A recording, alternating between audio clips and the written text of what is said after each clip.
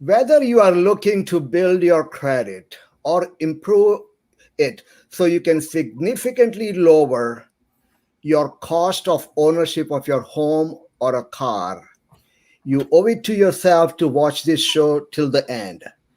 My guest this week has been a credit expert witness in federal lawsuits against credit bureaus, debt collectors, and banks for reporting inaccurate data and violations of Fair Credit Reporting Act and Fair Debt Collection Practices Act. Coulter, Ramsey Coulter has been helping people build their credit for over 7 years. And he's also a mortgage specialist, helping people buy their homes and investment properties. And he has been featured on NBC, CBS, Fox News, and US News. And he's the only legally registered and bonded credit repair company in Cheshire County. So without much ado, I want to welcome my friend Ramsey Coulter. Hi, Bippin. How you doing? I'm good. Thank you for coming on, buddy. Yeah, absolutely. Thanks for having me on again. I really appreciate it. Last time you were on my show was in 2019 when we did the show in person in your office. Yeah, I remember. That was great. And then 2020, COVID came and it shut down everything. Yeah, it changed things a little bit, right? We were forced to stay at home and work from home.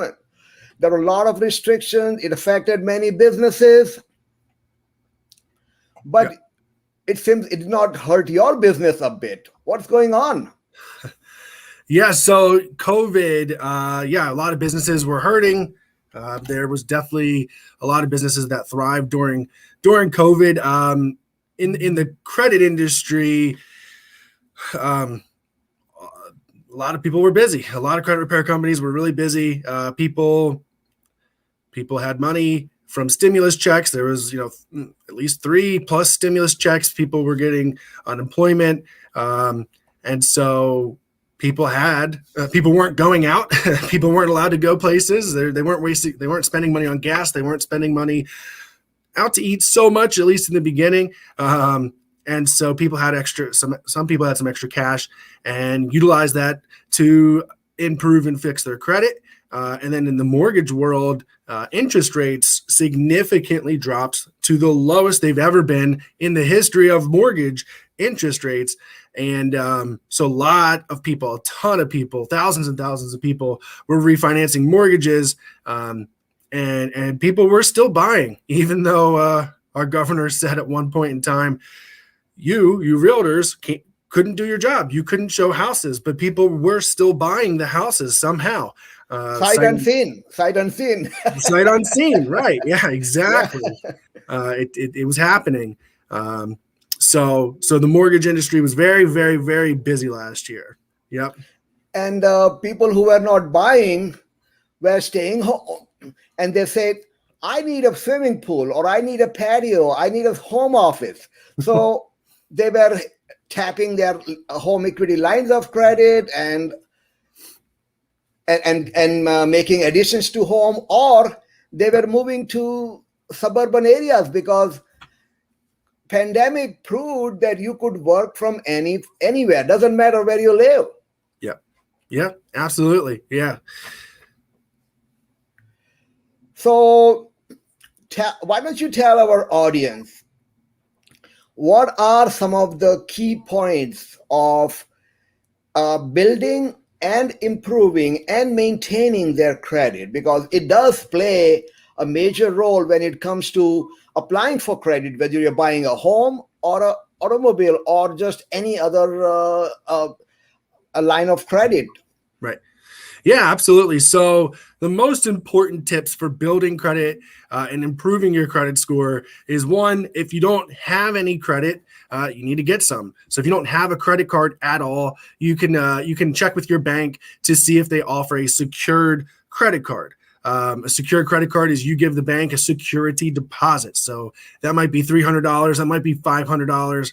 And in turn, they give you a credit card, and then you can use that, barely use your credit cards. That's also the second important part. You can barely use it, pay it off every month, and build that payment history. But yeah, like I said, really the second most important thing is once you have credit, barely use it. People go crazy. People get a $1,000 limit and they spend $980. That's terrible. Unless you have the $980 to pay it off right away, fine. You want to get rewards points, fine. But most people don't have the money to pay it off right away, and then they get into the debt trap. And any credit card has a bad interest rate. I don't care if it's 4%. It's a bad interest rate, which 4% doesn't really exist. My lowest is like 7.99. So yeah, there's 0% interest promotions, but after 6 months, 12 months, a year, 18 months, then the interest piles on. All good things come to an end. Yeah, exactly. So the advice that you're giving is applicable to young college students. They are just coming out of college or in college. Yep. And many feel that, hey, mom and dad are there. They will pay my bills. They will bail me out. And they go crazy. And they fall behind on their bills. And I see this all the time, that people are little,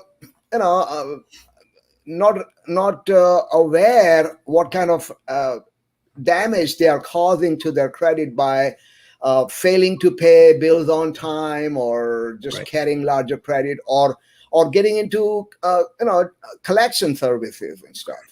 Yeah, absolutely. I mean, I see it all the time. People come out of college and they have either massive credit card debt. Of course, they have massive student loans usually, but that's a different story. But they have maxed out credit cards, or they just stopped paying them. They just thought, oh, it's free money, I don't have to pay it back. Of course, most people aren't that naive to think that it's truly free, but they just say, well, who cares? I've had this many times, even from friends of mine. Oh, it's just a store credit card. It's just Kohl's. It's just Boscov's. It's just, some store in the mall. It doesn't matter if I don't pay it. And it does. It can greatly damage your credit for years and years to come. 7 years is how long most negative information could stay on a credit report. And so, you might be 20, 21 until you're 28, that credit card that you didn't pay might be on your credit. And that's a big problem. And it can cost your interest rates to be much higher. Tens of thousands of dollars, especially if you buy a house in that time period. It's a big thing. And then car loans is where they really get you, because then, hey, it's your first car. Well, you have bad credit, but you got a good job. Okay, well, we'll give you a car loan at 15% interest. No big deal. That's a good rate. No, it's not. And so, that's a lot of money. There's a lot of money. Right. So you did mention about, not maxing out their credit, paying on time, and how that translates into much lower cost of ownership. Yep, exactly. What are your other tips to people if they have been, if they made mistakes? Everyone makes mistakes. Yeah, absolutely. How they should research and find a genuine credit repair service?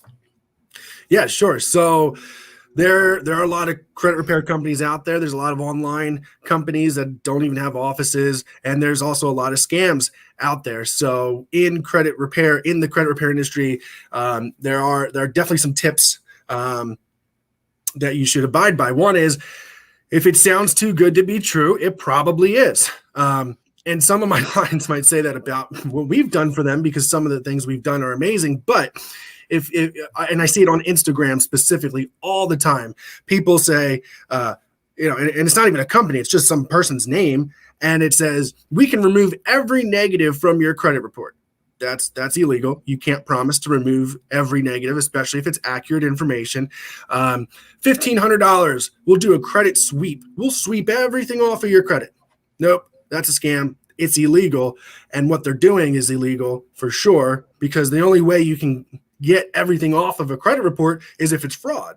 And so if somebody stole your identity, Bipin, and opened up 7 credit cards, didn't pay them, they all went bad, they went to collections, and you didn't know because you didn't need your credit for anything, and then you check it, you file a police report you file a fraud form with the FTC, you send it to the credit bureaus, you send it to the creditors, and legally they have to remove it from your credit. And so anybody who's guaranteeing to get stuff off, that's probably what they're doing. And it's illegal. It's a federal crime. And you can go to jail if you participate in that. And a word of wisdom, do not pay money up front. Exactly. Yep. That was the second thing I was going to say. All the time, $1,000, $2,000, $1,500, a one-time fee.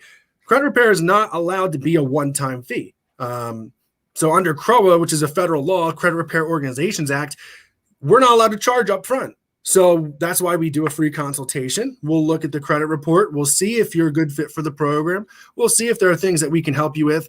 And then after the consultation, we charge a credit audit fee, which is usually a 10 to 15 page document that we put together and email to you.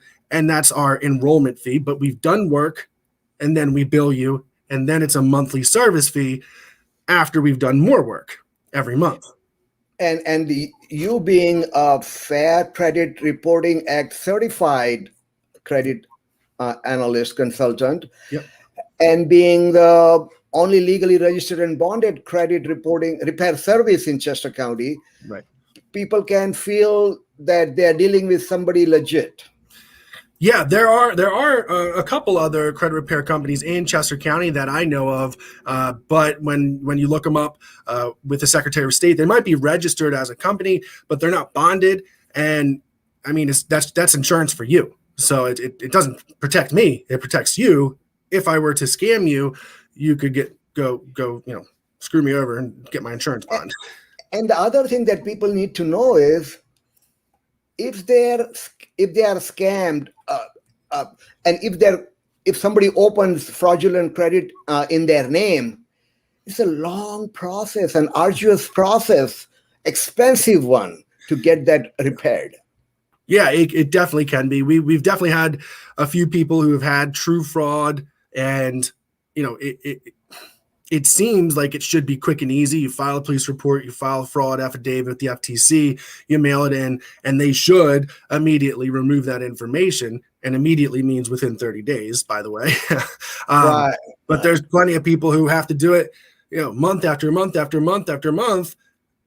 And even then, sometimes they've just refused to remove the information. And then you have to get a lawyer involved. And then that takes years. Right. And then there are some, everybody can a free credit, annual credit report. Mm-hmm. So with COVID, so it's always been, well, not always, for the last 20 plus years, it's been that you can get one free credit report every year, or you can get a free credit report if you were denied credit, right.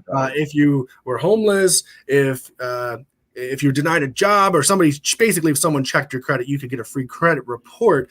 But then with COVID, they changed it to every week you can get a free credit report. Oh, really? I didn't know that.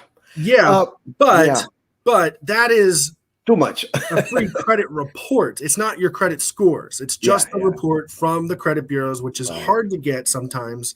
And you have to do it with each credit bureau. So it's one here, one there, one there. Right. You have to download the reports. You have to compare them on different screens, on different pages. It's much easier just to have a credit monitoring account, which is what we do. And it's, tri-merged. It shows all 3 credit bureaus side by side by side. It's easy to read. Right. It's not confusing as the Ramsey, we have a viewer with some questions. Let me display that, and let's see how we can help her. Sure thing. Yeah. Hey, Sharon, thank you for watching, and thank you for your question. Let us see we can get you some answers here from our expert, Ramsey. Okay, awesome. So being a new business owner with limited time, how would you recommend researching for the best company to work with when searching for a business credit with a good interest rate? Okay, so I imagine you're asking about like a business credit card or a business line of credit. And so if you just started your business, you hopefully have formed an LLC or some type of corporation. You get your EIN number, the federal EIN number from the federal government, from the IRS, and then you want to go to Dun and Bradstreet, DNB, Dun and Bradstreet, and you can register for free to get a DUNS number. A DUNS number is basically starting your credit profile with the business credit bureaus. That's what it's better to do that. You don't have to, but it's better to do that. So like I said earlier, any credit card, any interest rate is a bad interest rate, and I'll stand by that. But the easiest way to get a business credit card when you're first starting out a business is if you have good credit, if you have great credit, 700 plus, the easiest way is you can personally guarantee the credit card. That does not mean it's going to report on your personal credit unless you use Discover Business Credit Card or Capital One Spark Card. They do report on your personal credit. I don't recommend that. American Express, Chase Bank, Citibank, they all have business credit cards that you can personally guarantee it. It will not show on your personal credit unless you default, unless you go late and don't pay it. Then it will show up, and that's why you personally guarantee it. So that's the quickest and easiest way. If you have a 700 plus score, do it that way. Right. Great, Sharon. Thanks for watching, and still till the end, you'll get some great information. So next thing we want to talk is about some mortgage programs. What are some of the mortgage programs that people can use?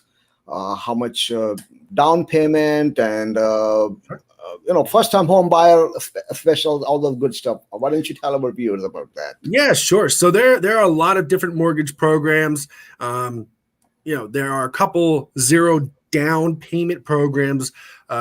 Zero down doesn't mean you get a house for $0. Not at all. There are closing costs, and they are expensive too. But it just means you don't have to have a down payment. So if you're a veteran, you can do the VA loan. And we're a direct lender with the VA. We do lots of VA loans. Or also, if you're not a veteran, you could potentially qualify for USDA, which is Agricultural Rural Housing Loan. Now, that program is strict. The debt to income is strict. It only allows up to like 43%, whereas other programs go up to 50 or 56.99. So you won't be approved for as much going USDA. And if you have a lot of debt, or if you have a lot of loans, student loans, expensive car loans, multiple car loans, personal loans, it will greatly affect if you can even qualify.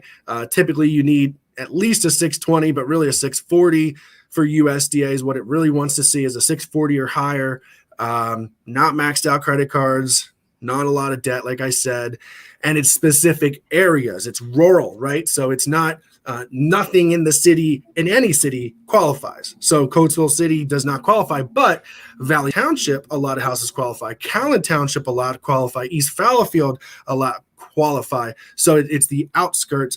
And if you see farmland around, it probably qualifies. Yeah, absolutely. Great loan, that is. Yeah. We've done USDA plenty of times. It is great, but it can be tough, and Right. you have to be able to qualify. There's also income restrictions as well. So if what they consider too much money, you won't qualify either. Another great program that I've done a lot is the 3% down conventional program, which is home ready program. Do that a lot.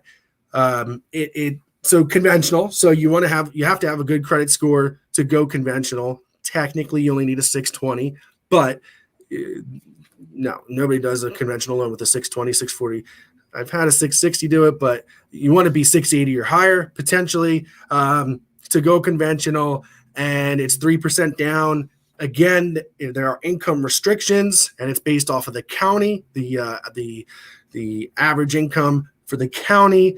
And so that, like Chester County, I think it's like $72,000. If you make over that, you won't qualify for the 3% down conventional program. That's a great one. It reduces your mortgage insurance, your private mortgage insurance rate, and it reduces the interest rate. So it is a good program for people who just don't want to spend extra money on a house. And then the standard conventional is 5% down, not 20% down, 5%. And then FHA is 3.5% down.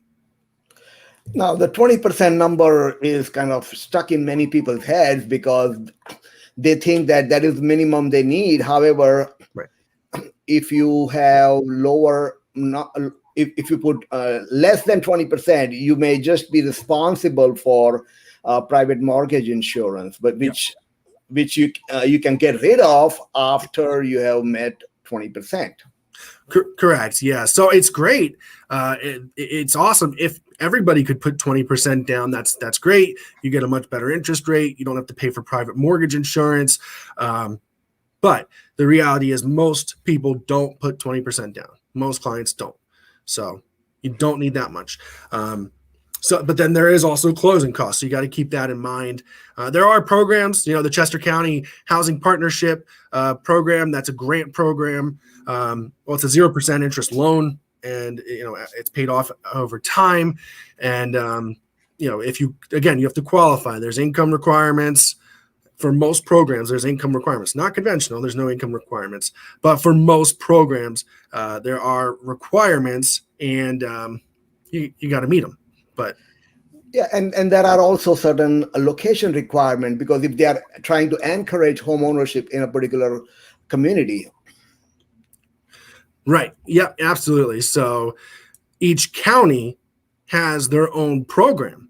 So I have clients who are looking right now, and they're right on the border of Chester County, Berks County, and another county. And they're like, well, I don't know where I want to buy.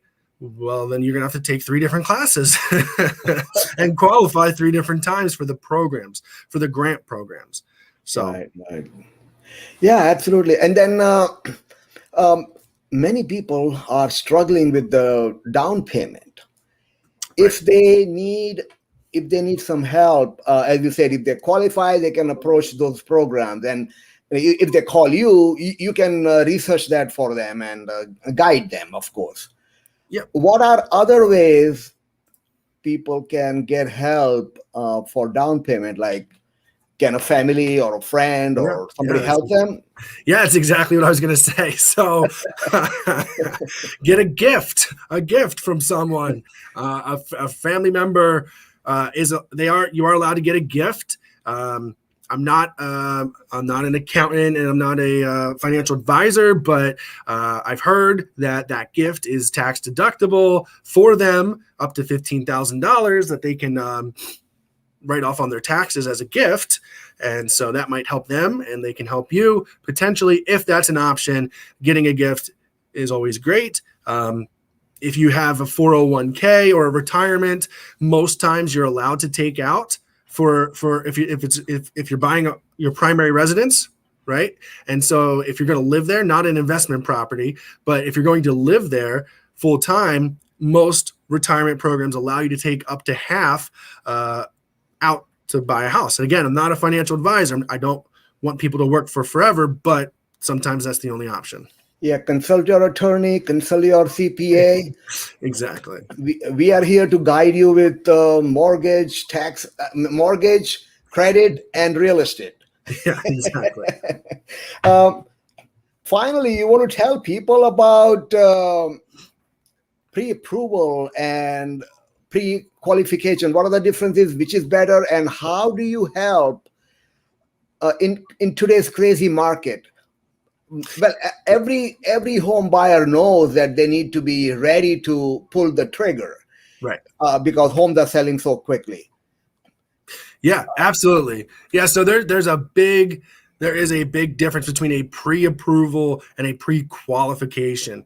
So a pre-qualification basically is just, you call your bank, you call me and say, hey, I make about 50 grand. I think I have a 700 credit score and I got 10 grand saved.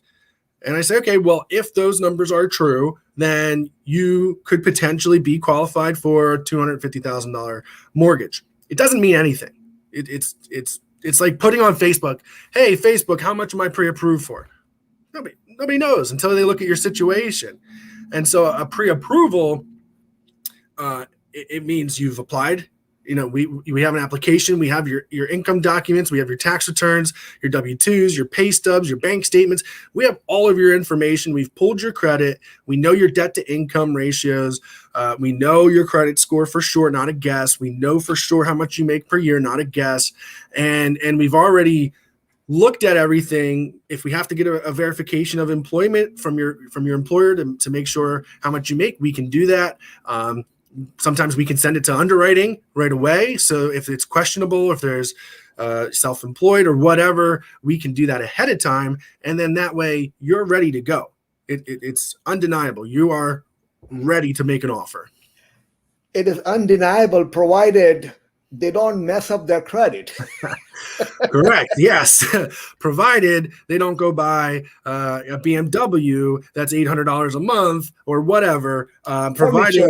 Provided they don't spend the money they have saved, provided they don't get fired or go from a W-2 employee to being, I want to be self-employed, then that can definitely cause problems. I support self-employment, but if you want to buy a house, you need 2 years of provable income, 2 years of self-employed tax returns, not just been working for 2 years. We need tax returns for 2 years, and we can only use the average of the two. So if your first year you made 20 grand and the second year you made 40 grand, we can only use $30,000. So that's the big difference. And when people are applying, two people are applying for the mortgage, it is important for them, both of them, to not only to stay employed, but stay together. Yes. So we've had that happen, unfortunately. Boyfriend, girlfriend, fiance, husbands, whatever, looking to buy a house, whatever reason, things aren't going well. They think that buying a house is going to save their relationship or whatever. And, you're under contract. And then one of them realizes, oh, wow, I'm making this huge investment with this person I don't really like that much. I think I'm going to call this off. And now all of a sudden that messes things up, of course. But, those are things you got to figure out. Well, I've seen it happen a few times when at the closing table, one of them doesn't show up or both of them don't show up. Wow. They didn't even tell you that. They made it all the way to closing and backed out. Yeah. We had an issue like that. Someone was going through a divorce and they had to sell the house or refinance it or whatever, according to the judge. And so the one person, literally wouldn't show up to closing. And so then, we just had the title company go to her or him, whoever it was, and the title company just got them to do a deed package, which just means they fill out the documents separately. You don't have to be in the same room as that person if it's really that terrible. Right. And you mentioned about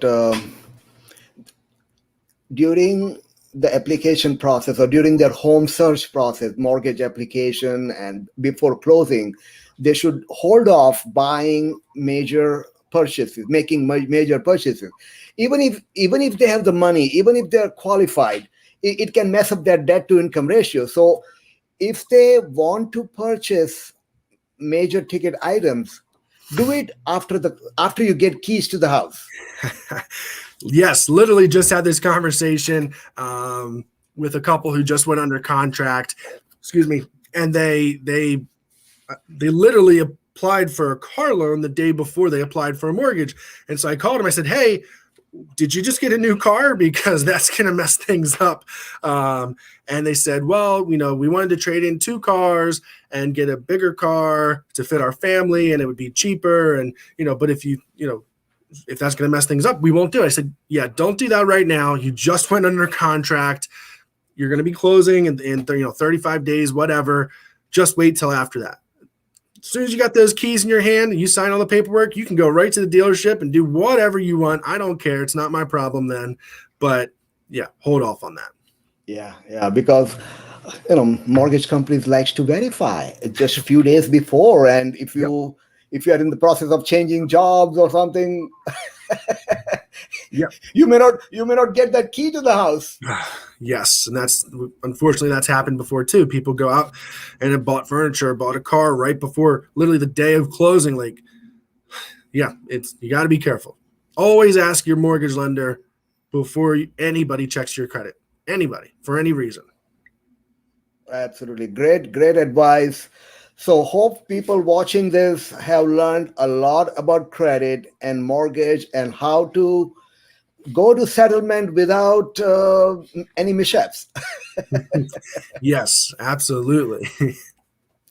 And if you're trying to get hold of my friend Ramsey, here is the phone number 610 350 4683. That's his office number.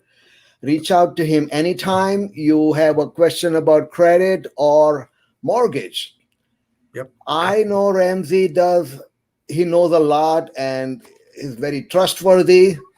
He is always looking out for your interest. So check it out, call him, and I will end this with the message that we do this small biz spotlight show every Saturday at 10 o'clock. And next Saturday, I will be talking to a counselor with Chester County. They will be talking about people who will be eligible for Medicare, who are reaching the golden age of 65, being labeled the senior citizens, on how to go about getting the right type of Medicare coverage. There are, once you are that age, everybody starts mailing you envelopes saying, hey, come on in, we'll give you free coffee or free coffee maker or whatever.